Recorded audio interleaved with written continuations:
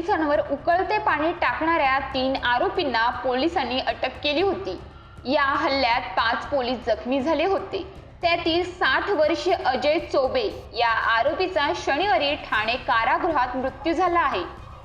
अजय याचा हृदयविकाराच्या झटक्याने मृत्यू झाल्याचा अंदाज पोलिसांनी व्यक्त केला आहे। भाईंदर पश्चिमेच्या गीतानगर मधील वालचंद प्लाझा या इमारतीत बी विंग फ्लॅट नंबर 204 प्रतिभा तांबडे यांचा आहे। हा फ्लॅट अजय चोबे याला भाडे तत्वावर दिला होता।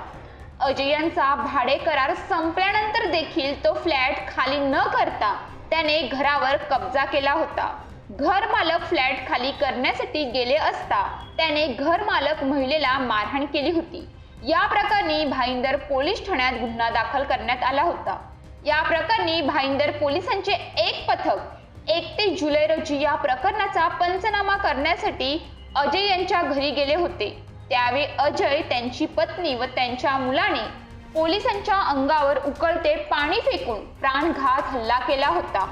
या हल्ल्यात सहाय्यक पोलीस निरीक्षक अनंत गायकवाड यांच्यासह हवालदार दीपक इथापे, किरण पवार, शिपाई रवी वाघ, शिपाई सलमान पटवे व पंच विजय सोनी हे जखमी झाले होते।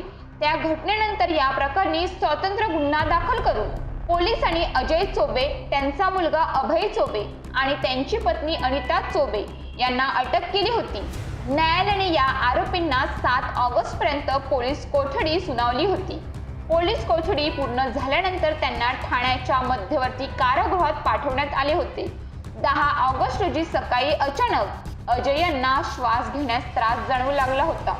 त्यामुळे पोलिसांनी त्यांना ठाण्याच्या सिव्हिल रुग्णालयात दाखल केले होते।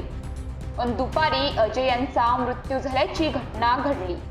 अजय यांचा हृदयविकाराच्या झटक्याने हा मृत्यू झाल्याचा अंदाज पोलिसांनी व्यक्त केला आहे।